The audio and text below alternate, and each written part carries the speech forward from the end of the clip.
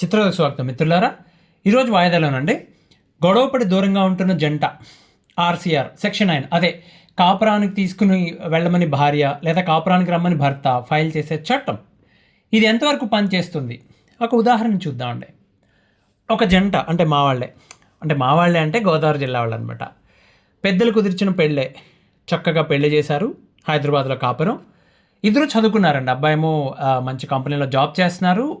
అమ్మాయి తన భార్య ఆవిడేమో పెళ్ళైన తర్వాత ఏదో వెతుక్కున్నారు. ఆవిడ చిన్న కంపెనీలో వర్క్ ఫ్రమ్ హోమ్ జాబ్, అది పర్మనెంట్ వర్క్ ఫ్రమ్ హోమ్. ఇద్దరు ఐటీలోనే ఉన్నారు. అప్పుడప్పుడు అటువైపు ఇటువైపు కూడా పెద్దవాళ్ళు వచ్చి వెళ్తున్నారు. అంతా బాగుంది. పెళ్ళైన కొత్తలో అంటే మొదటి సంవత్సరంలో నార్త్ ఈస్ట్కి, ఇండియాలో నార్త్ ఈస్ట్ స్టేట్స్ ఉన్నాయి కదా, దానికి హనీమూన్ కోసం అని వెళ్ళారు. రెండో సంవత్సరం ఏమో వెస్టర్న్ ఘాట్స్ అన్నీ తిరిగారు, హ్యాపీగా ఉన్నారు. ఆ తర్వాత అబ్బాయికి యూకేలో ఏదో ఆపర్చునిటీ వచ్చిందంటే ఒక 3 నెలల కోసం ఏదో ప్రాజెక్ట్ పని మీద వెళ్ళాల్సింది. అబ్బాయి ఆలోచించాడు, 3 నెలలు వెళ్ళాలి కదా.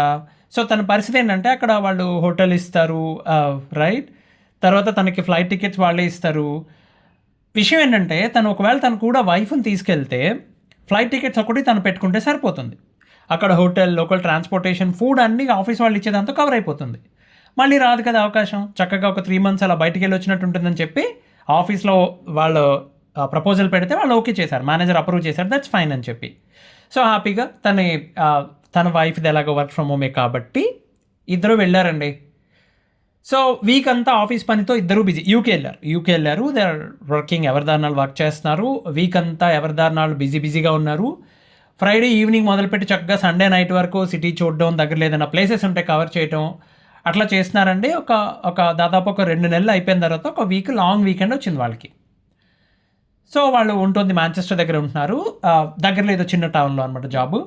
అక్కడ నుండి వాళ్ళకి ఆమ్స్టర్డామ్ వెళ్దామని చెప్పి ప్లాన్ చేసుకున్నారు. అక్కడ నుంచి 1.5 hour ఫ్లైట్ చేసుకుని వెళ్ళారండి. అక్కడికి వెళ్ళాక వీళ్ళు ఎక్కడికో బయటకు వెళ్ళి లంచ్ చేస్తూ ఉంటే అక్కడ ఈ అబ్బాయి ఫ్రెండ్ ఎవరో ఒక అమ్మాయి వీళ్ళని చూసి కంగారుగా దగ్గరికి వచ్చి మీరు ఇక్కడ ఏంటి అని చెప్పి పలకరించి వాళ్ళ ఇంటికి రావాలని చెప్పి పట్టుబట్టింది. వద్దు బాబోయ్, మేము ఆల్రెడీ హోటల్లో చెక్ఇన్ చేసాము, మేము ఏదో జస్ట్ ఇలా టూర్ కోసం వచ్చాము, ఎలాగో కలిసాం కదా అంటే లేదు రావాల్సిందే అని చెప్పి ఒక 2 గంటలు కూర్చొని వెళ్ళిగలనే అని చెప్పి మరీ తీసుకెళ్ళిందండి. ఈవిడ వైఫ్, ఈ అమ్మాయి ఉంది కదా, కొంచెం ఇబ్బందిగా అనిపించింది. మరి కరెక్టే కదా, చెప్పాలంటే ఎవరికి నచ్చదో అలా వెళ్ళటం, బికాజ్ అది సో క్వైట్ రీజనబుల్ కదండి అది. వాళ్ళకి ఆ 2 రోజులు వాళ్ళ జంటకి అది ప్రైవేట్ స్పేసు. మళ్ళీ గోల్ ఏంటి అనుకుంటూనే వెళ్ళిందండి. అక్కడికి వెళ్ళాక ఆమెకు తెలిసిన విషయం ఏంటంటే ఆ పరిచయమైన అమ్మాయి ఈమె భర్తకి స్వయాన మరదలు, మేనత్త కూతురు. అసలు వాళ్ళకి పెళ్లి చేద్దాం అనుకున్నారట. వాళ్ళకి ఆల్మోస్ట్ పెళ్లి కుదిరినంత పని అయింది బావమరదలు ఇద్దరికి. చివరి నిమిషంలో పెద్దల మధ్యన మాట రావడంతో అది ఆగిపోయింది. ఆ పిల్లే చెప్పింది, అక్కడ తీసుకెళ్ళిన అమ్మాయి చెప్పింది వీళ్ళకి. సో ఆ పిల్లల్ని ఇంటికి తీసుకెళ్ళేదో కాఫీ అని అది ఇది ఆడవాడు చేసి మా బావకి నేనంటే చాలా ఇష్టం, కానీ పెద్దవాళ్ళే చెడగొట్టారు, మా పెళ్ళి జరగకుండా వాళ్ళే చెడగొట్టారని చెప్పి ఏదో చెప్పిందండి. ఇంకొంచెం ఘాటుగా చెప్పాలంటే నోటుకు వచ్చింది వాగేసింది. అబ్బాయి ఉలిక్కిపడి పద వెళ్దాం పదని చెప్పి తీసుకెళ్ళి భార్యాభర్తలు ఇద్దరు తిరిగి హోటల్ రూమ్ చేరుకున్నారు. ఆవిడకి మైండ్లో 100 ఆలోచనలు ఎవరికైనా ఉంటాయి కదండి. ఆవిడకి ఈ హోటల్ రూమ్కి వచ్చిన తర్వాత ఆవిడకి 100 ఆలోచనలు, ఏం మాట్లాడలేదు, ఇద్దరు మౌనంగా ఉన్నారు. అంటే ఇదంతా ముందే చెప్పాలి కదా, ఇలాంటి జరిగింది ఒకటి ఆగిపోయింది చివరి నిమిషం వరకు వచ్చింది చెప్పాలి కదా, ఎందుకు దాచేశారు? సరే అప్పుడు చెప్పలేదు, సరే మనం 2.5 ఏళ్ళు కలిసి ఉన్నాం, ఈ మధ్యలో ఎప్పుడన్నా చెప్పాలి కదా. ముభావంగానే ఉంది ఆవిడ, ఏమీ మాట్లాడలేదు. సో ఆ మర్నాడు మరి హోటల్ రూమ్ నుంచి బయలుదేరి వాళ్ళు మాంచెస్టర్ వచ్చేసారు. అక్కడ వాళ్ళు స్టే చేస్తున్న ప్లేస్కి వచ్చేసారు. అక్కడికి వచ్చాక ఇంకా నాకు ఉండబుద్ధి వేయట్లేదు, నేను వెళ్ళిపోతానని చెప్తే ఆయన ఏమి ఇంకొక 3 వారాలు అంతే కదా, ఏం పర్లేదులే ఉండు మాట్లాడుకుందామని చెప్తే వినలేదు అమ్మాయి. ఆవిడకి కోపం రావడంలో తప్పేం లేదండి, కానీ మాట్లాడుకుని ఉంటే బాగుండేది, అది జరగలేదు. ఆవిడకి ఇండియాకి టికెట్ తీసేశాడు. ఆవిడ ఇండియా వచ్చేసింది. ఇండియా వచ్చి పుట్టింటికి వెళ్ళిపోయింది ఆవిడ. వాళ్ళ మధ్య ఇక మీకు తెలిసిందే కదండి, అలాంటి సమయాల్లో ఫోన్లో మాటలు, టెక్స్ట్ ఎలా ఉంటుంది, ఉన్నావు అంటే ఉన్నావో, తిన్నావు అంటే తిన్నాను అంతే, ఇంకో మాట ఉండదు, దానికి ఎక్స్టెన్షన్ ఉండదు, పంతాలు కొంచెం పట్టింపులు అలాగే ఉంటాయి. అబ్బాయి ఇండియా వచ్చే రోజున నేను ఇవాళ స్టార్ట్ అవుతున్నాను, పలానా సమయానికి దిగుతాను, హైదరాబాద్ ఇంటికి రీచ్ అవుతానని చెప్పాడు. ఆ అమ్మాయి ఏమో హ్యాపీ జర్నీ చెప్పింది. అతను హైదరాబాద్లో దిగాడు, ఇంటికి వెళ్ళాడండి. ఆమె నుండి ఏ మెసేజ్ లేదు. ఆ రోజంతా ఎదురు చూశాడు, లేదు. అతనికి చాలా కోపం వచ్చింది. నేను చెప్పాను కదా కనీసం వచ్చామని కూడా మెసేజ్ పెట్టలేస్తానని చెప్పి. ఇటు పక్కన ఏమి కూడా అంతే, వాళ్ళ ఆయన గురించి ఆలోచిస్తుంది ఆవిడ. కొంచెం పంతం అంతే, ఎందుకు మెసేజ్ చేయాలి నేనని చెప్పి. విచిత్రమైన విషయం తెలుసా, ఇద్దరు నెల రోజుల పాటు మాటలు కానీ ఫోన్ కాల్స్ కానీ లేవు. కంప్లీట్ సైలెన్స్ ఇద్దరి మధ్యన. కొడుకు కోడలు ఇలా వేరే వేరే చోటు ఉంటున్నారని చెప్పి ముందు ఎవరికి తెలిసిందంటే ఈమె పుట్టింటికి వెళ్ళింది కాబట్టి వాళ్ళకి తెలిసింది. వాళ్ళే ఫోన్ చేసి అంటే అమ్మాయి తల్లి అబ్బాయి తల్లికి ఫోన్ చేసి చెప్పిందట ఇట్లా. ఆవిడ చెప్పారు, ఏంటి వదిన వీళ్ళిద్దరూ దూరంగా ఉంటున్నారు, ఒకరితో ఒకరు మాట్లాడుకుంటున్నట్టు కూడా ఏం లేదు, ఏంటి చూడండి అని చెప్పి. ఆమె ఏం చేసింది, కొడుకు ఫోన్ చేసి అతను ఊరు రమ్మని చెప్పి అది వాడిని తీసుకుని కొడుకుని వెంట పెట్టుకుని ఆ భార్యాభర్తలు ఇద్దరు అంటే ఆయన వాళ్ళ తల్లిదండ్రులు ఇద్దరు కలిపి ఈ కోడలింటికి వచ్చారు. ఇక్కడ వచ్చినప్పుడు కోడలేమో అత్తగారిని బాగానే పలకరించింది కానీ వాళ్ళ ఆయన మాత్రం పట్టించుకోలేదు. ఏం లేదండి, పంతాలు, ఈ కోపాలు, ఒకరినొకరు అనుకునే మాటలు, మెసేజ్లు, మౌనాలు, ఇలా ఒక్కొక్క అణువు పోగు చేస్తే అదే అణు రియాక్టర్గా తయారయ్యి ఏదో ఒక రోజు కాపురాన్ని తునాతునుకలు చేసి పాడేస్తుంది. ఆ రోజు అత్తగారి కోడల్ని ఏమైందని అడిగారు. ఈవిడేమో ఏం లేదు అత్తమ్మ, కొంచెం ఒంట్లో బాగాలేదు, 4 రోజులు ఉన్నాక వెళ్ళిపోతా హైదరాబాద్ అని చెప్పింది. కానీ మళ్ళీ మామూలే, ఇద్దరి మధ్యన మాటలు లేవు. అలా 3 నెలలు గడిచిపోయాయండి. ఇంతకీ అక్కడ మరదల గొడవ, ఇద్దరు మాట్లాడు కదా, అవునా ఆమె ఎవరు, మీ ఇద్దరికి పెళ్ళని కూడా నిజమేనా, ఆమె ఎందుకు అంత ఓవర్ యాక్షన్ చేస్తుంది, ఇవేం మాట్లాడుకోలేదు వాళ్ళు. వీళ్ళు పెద్దవాళ్ళు ఏమనుకుంటున్నారు, పిల్లలు దెబ్బలాడుకున్నారు, కొంచెం కోపంగా ఉన్నారు, 2 నెలలు పోతే వాళ్ళే సరిపోతారులే అని అనుకున్నారు తప్పితే ఎన్ని నాళ్ళైనా వాళ్ళు ఇలాగే ఉంటున్నారని చెప్పి వాళ్ళు అటువైపు ఇటువైపు పెద్దవాళ్ళందరూ కలిపి నచ్చ చెబుదామని చెప్పి కూర్చున్నారండి. ఆ రోజు అమ్మాయి నోరిప్పింది, మీ అబ్బాయికి సొంత మరదలతో ఆల్రెడీ పెళ్ళి అనుకున్నారట కదా, పైగా ఆ పిల్ల మా బావకి నేనంటే చాలా ఇష్టం, పెద్దవాళ్లే చెడగొట్టారని చెప్పి చెప్తుంది, ఇదంతా ఎందుకు దాచిపెట్టారని అడిగేసింది అందరిలోని. అబ్బాయి సైడ్ వాళ్ళ తల్లిదండ్రులు ఏం చెప్తారు, వాళ్ళు కూడా చెప్పారు, అమ్మ పెళ్ళి అనుకున్న మాట వాస్తవమే, వాళ్ళదేం ప్రేమ వివాహం కాదు, మేమే అనుకున్నాము, తర్వాత మాకు వాళ్ళ మాట తేడా వచ్చింది, వాళ్ళ మాటలో రోజుకో మాట మాట్లాడుతున్నారు, నచ్చలేదు మాకు, వద్దులేరు బాబు, పైగా పెళ్ళి మేనత్త మేనమ్మ బిడ్డలు పెళ్లి చేసుకుంటే ఇట్లా తేడా వస్తుంది అంటున్నారు కదా, వద్దులే అని చెప్పి ఆ గొడవ సాల్వ్ అవ్వక అది అక్కడితో ఆపేసాం అంతే, నువ్వు అనుకున్నట్టు ఏం లేదని చెప్పారు. అనుకున్నారు, ఆ రోజు మాట్లాడుకున్నారు, అక్కడితో అయిపోయిందండి. ఆ తర్వాత దూరంగానే ఉండిపోయారు. 6 నెలలు చూసి ఆ కుర్రాడు భార్యకి ఫోన్ చేసి తన వైఫ్కి కాల్ చేసి, ఇంకెన్నాళ్ళు, వస్తావా రావా, కలిసి ఉండే ఉద్దేశం ఉందా లేదా చెప్పేసాయని చెప్పారు. ఆ అమ్మాయి మళ్ళీ మౌనం, ఫోన్లో రెస్పాండ్ అవ్వలేదు, మెసేజెస్కి రెస్పాండ్ అవ్వలేదు. అతనికి చిరాకు వచ్చి ఒక అడ్వకేట్ని కలిసి సెక్షన్ 9 RCR కాపురానికి రమ్మని చెబుతూ కోర్టు నుండి ఆమెకు నోటీస్ పంపించాడు. ఆమెకి తిక్క రేగిపోయింది, అసలు ముందు జరిగింది దాచిపెట్టి నన్ను పెళ్లి చేసుకుని పైగా మీ మరదలో ఉన్న ప్లేస్కి తీసుకుని వెళ్ళి తప్పు నువ్వు చేసి ఇప్పుడు నా కోర్టు నోటీస్ పంపిస్తావని చెప్పి ఆవిడ ఏం ఫైల్ చేయాలి ఇప్పుడు, వీళ్ళని అడిగింది, పెద్దవాళ్ళు ఎవరినన్నా సలహా అడిగింది, వాళ్ళేమో వద్దమ్మా గొడవలు వద్దని చెప్పారు, వినలేదు. ఈవిడ అడ్వకేట్ దగ్గరికి వెళ్దామని చెప్తే వాళ్ళేం సజెస్ట్ చేశారు, 498 ఫైల్ చేయని చెప్పారు. ఆవిడ ఏమనుకుంది, సరే 2 రోజులు ఆగుదాం, ఎందుకంటే వాళ్ళిద్దరి మధ్యన అంత విడిపోయేంత గొడవ అవ్వలేదు కదండి, కోపం తగ్గేదాకా ఆగుదామని ఆగిందండి. ఆవిడ ముందున్న ఆప్షన్స్ 2, ఒకటి కోర్టు కేసులు ఫైల్ చేసి వాళ్ళకి బుద్ధి చెప్పడం, లేదా రెండోది అసలు వాళ్ళు విడిపోవడానికి కారణం ఏంటి అని తెలుసుకుని దాన్ని ఫిక్స్ చేయడం.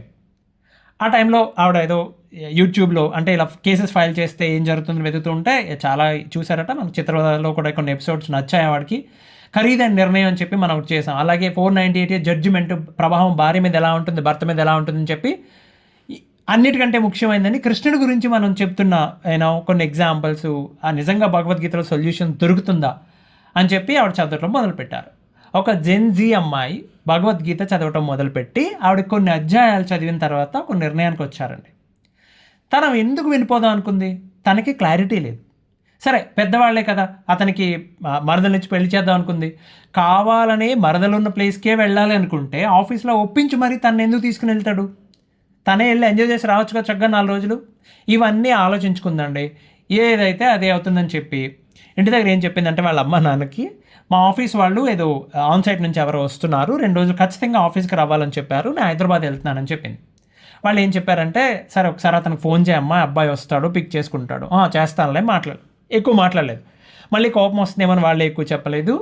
ఎంత టెన్షన్గా ఉంటుందండి అలాంటప్పుడు.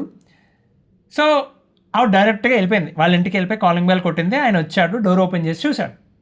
మొహంలో ఏ ఎక్స్ప్రెషన్ లేదు, సైలెంట్గా ఆయన డోర్ ఓపెన్ చేసి లోపలికి వెళ్ళిపోయాడట. ఆయన ఈ లోపలికి వెళ్ళి చూసేసరికి ఇల్లంతా చిందరవందరగా దారుణంగా ఉంది. సర్ది లేదు, ఎక్కడిదక్కడ చెత్తగా ఉందట. అదేంటి క్లీనింగ్ కూడా చేసుకోవట్లేదా అని విసుక్కుంది. పని మనిషి రావట్లేదని అడిగింది. సరేలే అని చెప్పి, అంటే ఇద్దరు 2-3 క్యాజువల్గా మాటలు తప్ప ఏం లేవు. ఫ్రిడ్జ్లో చూస్తే పాలు కూడా లేవు. సరే ఇన్స్టాలో పాలు ఏదో ఆర్డర్ పెట్టి తను వెళ్ళి ఫ్రెష్ అయ్యి వచ్చి కాఫీ కాచి వాళ్ళ ఆయనకి ఇస్తే అప్పుడు ఆమెకి అర్థమైంది ఏంటంటే, ఈ అయ్యగారికి జ్వరం ఉంది, అది 4వ రోజట. రోజు పొద్దున్న మధ్యాహ్నం సాయంత్రం ఆయన చిన్నపిల్లాడికి ఫారెక్స్ డబ్బాలో పడతారు చూడండి, ఆ టైప్లో డోలో వేసేసుకుంటున్నాడు, తగ్గుతుంది అంటున్నాడు, మళ్ళీ వచ్చేస్తాం సాయంత్రం అయ్యేసరికి. ఇంటి దగ్గర నుంచి ఆఫీస్ పని చేసేస్తున్నాడు ఆయన.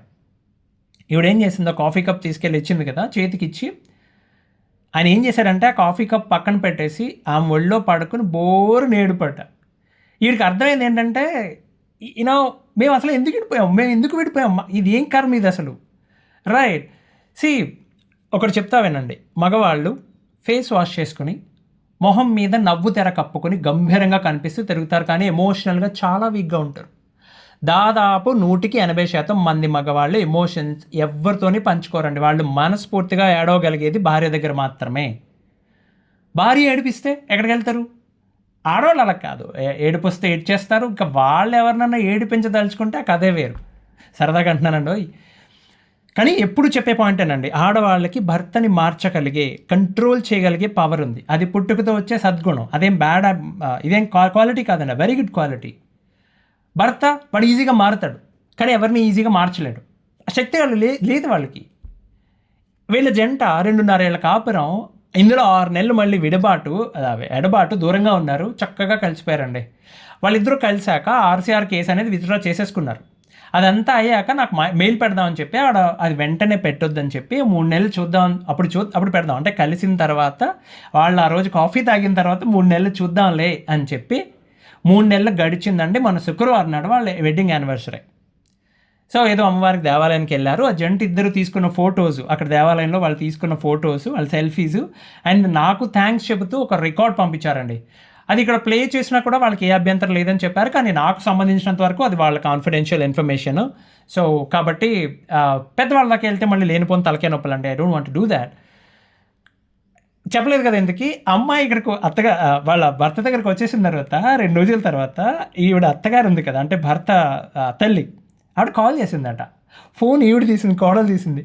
ఉసే నువ్వు అక్కడ ఉన్నావేంటే, ఎప్పుడు కలిసిపోయారా మీరు అని అడిగితే, అంతా మీ ఇష్టమైనా మాకు మాట కూడా చెప్పారా పెద్దవాళ్ళకి అని అడిగితే, ఈ అమ్మాయి ఏం చెప్పిందంటే, మా అమ్మ నాన్న కూడా చెప్పలేదండి, ఆఫీస్ పని ఉందని వచ్చాను నేనని చెప్పింది. వాళ్ళు నవ్వుకున్నారు పెద్దవాళ్ళందరూ సరదాగా. పోన్లే బాబు, ఇంకా ఏ గొడవలు ఎదురా మీ సంసారంలో, ఏ ప్రాబ్లం రాదు, హ్యాపీగా ఉంటారని ఆశీర్వదించారండి. ఫస్ట్ అక్షింతలు వేసిన తర్వాత ఆశీర్వదించారండి. ఇప్పుడు అదంతా తలుచుకుంటే వాళ్ళకి ఫన్నీగా అనిపిస్తుందంట. అదండి విషయం. అదే అసలు ఏం చిన్నపిల్లలే కదా వాళ్ళు, నిజంగా చెప్పాలంటే. మరి ఆవిడ రాసిన ఈమెయిల్లో, అంటే నేను చెప్తున్నా వీళ్ళు ఎంత ఎడ్యుకేటెడ్ అంటే, కొన్ని ఇంగ్లీష్ పదాలకి నేను అర్థాలు వెతుక్కోవాల్సి వచ్చింది. దీని అర్థం ఏంటని చెప్పి అంతా రాసి లాస్ట్లో thanks for everything bro. Okay. So నాకు అర్థమైంది ఏంటంటే అండి, జెన్జీ అయినా, వై అయినా, జెన్ ఆల్ఫా అయినా ఎమోషన్స్ కామన్ అండి. ఇప్పుడు చెప్పండి సార్, ఆర్సీఆర్ ఫైల్ చేయడం వల్ల వాళ్ళు కలిసారా? ఆర్సీఆర్ ఫైల్ చేస్తే కాపురం నిలబడుతుందా? ఒక్క విషయం చెప్తావేనండి, మీ భార్యకి లేదా మీ భర్తకి కోర్టు నుండి నోటీస్ పంపితే, అది కాపురానికి రమ్మనైనా, కాపురానికి తీసుకెళ్ళమనైనా, నన్ను చంపడానికి ప్రయత్నం చేశారన్న 3 ఒకటేనండి, 3 కేసులేనండి. నాకు కోర్టు నోటీస్ పంపుతారా అన్న కోపం తప్ప సెక్షన్స్ ఏంటి, ఏం రాశారు అవన్నీ తర్వాత.